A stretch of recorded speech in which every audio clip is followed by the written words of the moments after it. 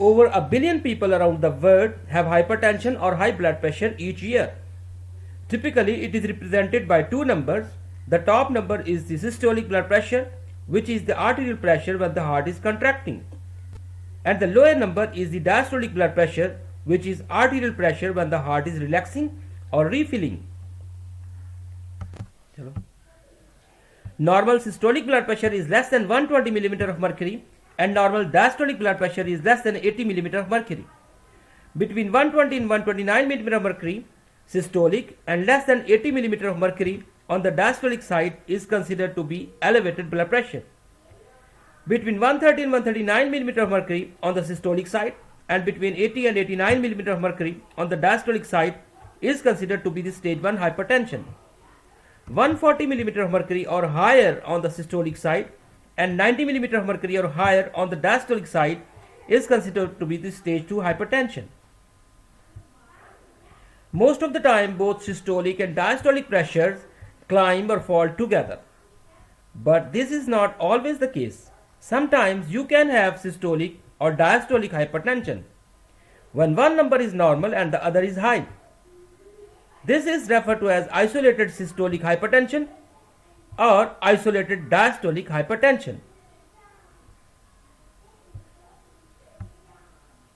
High blood pressure causes wear and tear on the endothelial cells and develop tiny cracks that can lead to myocardial infarction and stroke. In 90% of the individuals, hypertension happens without a clearly identifiable underlying reason. That's why it is called a silent killer. And we call it primary or essential hypertension.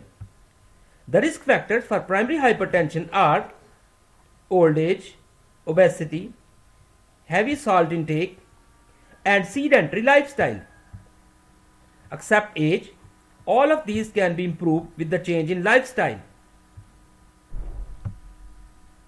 In 10% of the individual, there is an identifiable cause of hypertension and we call this secondary hypertension. Cause of secondary hypertension may be atherosclerosis, that is the buildup of plaque on the artery wall, vasculitis, that is the inflammation of blood vessels, and decrease in blood flow to the kidney. Kidney play a very important role in blood pressure regulation. When there is decreased blood flow to the kidney secretes hormone renin, which ultimately helps the kidney to retain more and more water, which leads to higher pressure in the arteries. Systolic pressure greater than 180 mm of mercury and diastolic pressure greater than 120 mm of mercury, it is called hypertensive crisis.